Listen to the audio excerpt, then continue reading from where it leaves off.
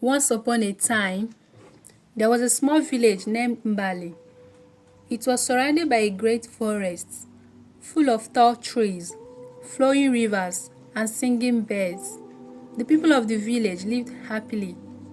They grew food, raised animals, and always took care of the land and the forest around them. They knew that without forest, they would have nothing. In this village lived a kind hunter named Okoro. He was not the strongest or the most powerful, but he was known for being gentle and fair. Okoro only hunted what he needed.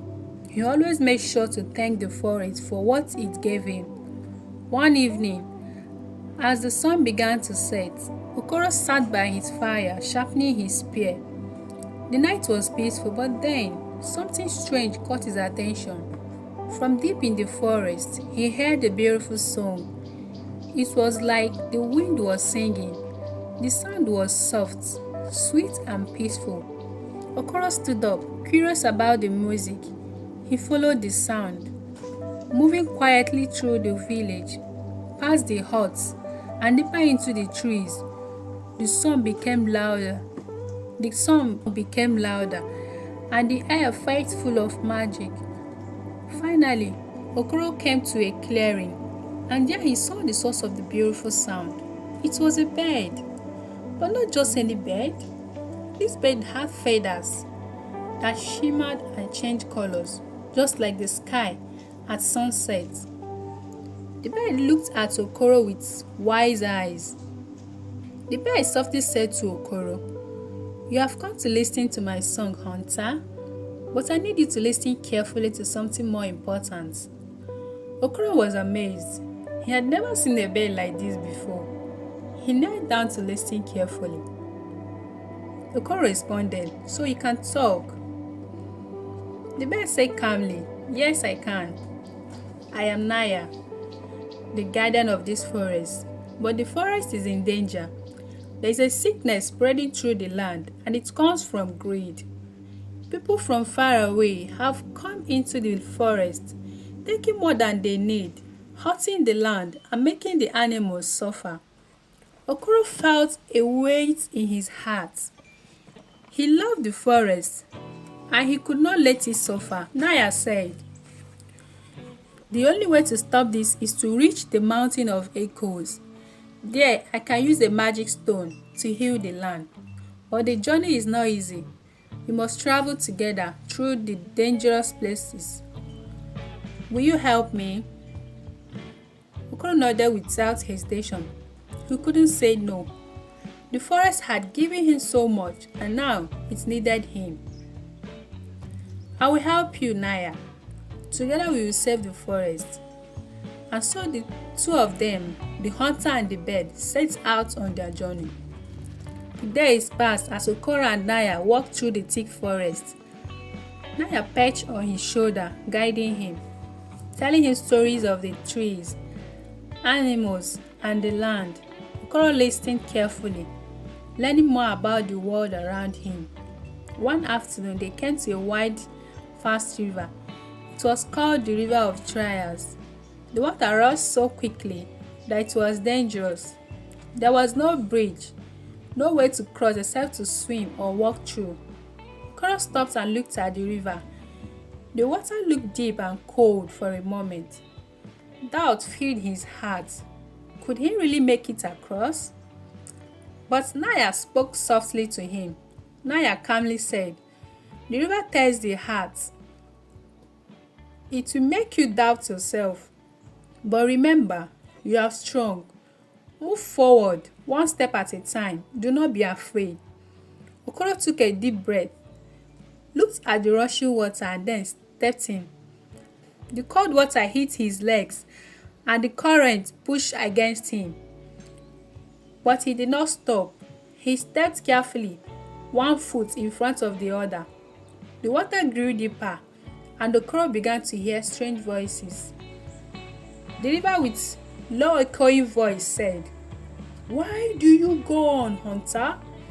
Do you think you can stop what is coming? Can you truly save the forest? You are only a man." You cannot stop the darkness. The voices in the river tried to make Okoro doubt himself, to make him turn back, but he thought of the forest, the animals, and the people who depended on it. Okoro, with a strong heart, said, I will not turn back. The forest needs me, and I will do what I can.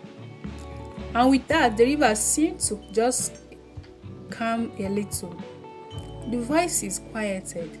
Okoro took more steps until finally he reached the other side. As he stepped into the bank, he felt cool air on the forest again. The river behind him was calm.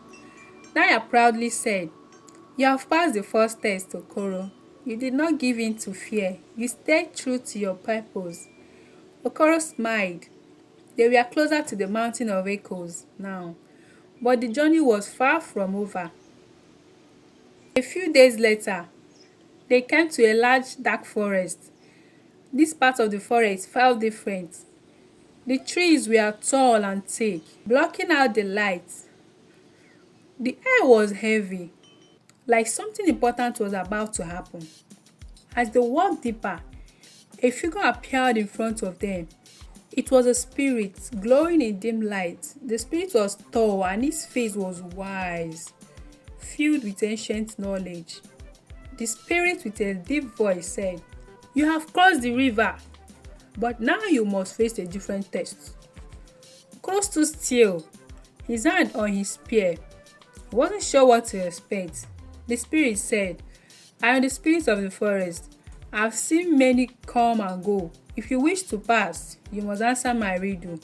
Fail, and you will never find the mountain of echoes. Okoro was ready. He had faced many challenges before, and this will not stop him. Okoro confidently said, Ask your riddle. The spirit smiled and slowly, its voice echoing in the trees. The spirit asked, I am taken, but never touched. I speak without a voice. I grow without a seed, and vanish without a trace. What am I? Okoro thought hard. This riddle was tricky, but then something came to him. He remembered all the stories his grandmother had told him. Stories were important. Stories could change the world. Okoro smiling in understanding and said, A story. The spirit's eyes glowed with approval. The spirit was pleased and said, You are right. A story is something that can grow but never be seen. It can be shared but never touched. You have passed. The spirit faded into the trees, and Okoro and Naya continued on their path. Finally, after many days of walking, Okoro and Naya reached the foot of the mountain of echoes. It was taller than anything Okoro had ever seen. The mountain was covered in thick fog, and the air was colder. At the top of the mountain, hidden in the fog, was the stone of harmony, the only thing that could heal the forest. But before they could climb, a dark creature appeared. It was huge, with red eyes and sharp claws. It growled at them, blocking their way. The dark creature started growling. You cannot take the stone of harmony. The forest is mine now.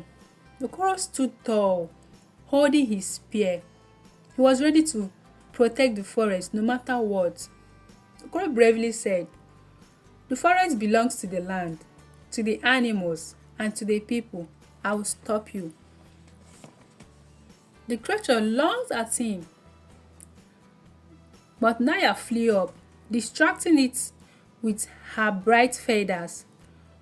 Okoro took the chance and pushed the creature back with his spear. That creature howled and disappeared into the fog. Okoro and Naya climbed the mountain and reached the stone of harmony.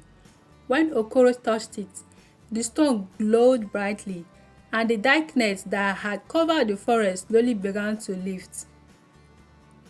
With the stone of harmony in hand, Okoro and Naya made their way back to the village. As they walked, the trees seemed to stand taller, and the air smelled fresh again. The darkness was gone, and the forest was healing. When they reached Mbali, the villagers cheered and celebrated. They had saved the forest, and the land was safe once more. Okoro looked at Naya and was very grateful for her wisdom. Okoro was feeling thankful. He said, "Thank you, Naya. I could not have done this without you." Naya said, "You are always strong, Okoro. You just had to believe in yourself and the forest." Okoro became known not just as a hunter, but as a wise storyteller. He told the people of the village the tale of the forest, the bird, and the journey they shared. The story of how they saved the forest would be told for generations to come. Wow! What an incredible journey we have just experienced together, from the peaceful forest to the challenges on the mountain of echoes. Okoro and Naya have shown us that courage, wisdom, and the power of belief can truly change the world around us. But this is just the beginning. If you enjoyed this adventure, don't forget to hit that like button and subscribe for more exciting stories like this one. And be sure to turn on the notification bell so you never miss a tale filled with magic, wisdom, and heart. What part of the story inspired you the most? Or maybe there's a lesson you'd like to share? Drop a comment below. I love hearing your thoughts and discussing these amazing journeys with you all. Stay tuned, because in the next video we will dive into more adventures that will leave you on the edge of your seat. Until then, remember, every story has its magic, and the next one is just around the corner. See you in the next adventure. Bye.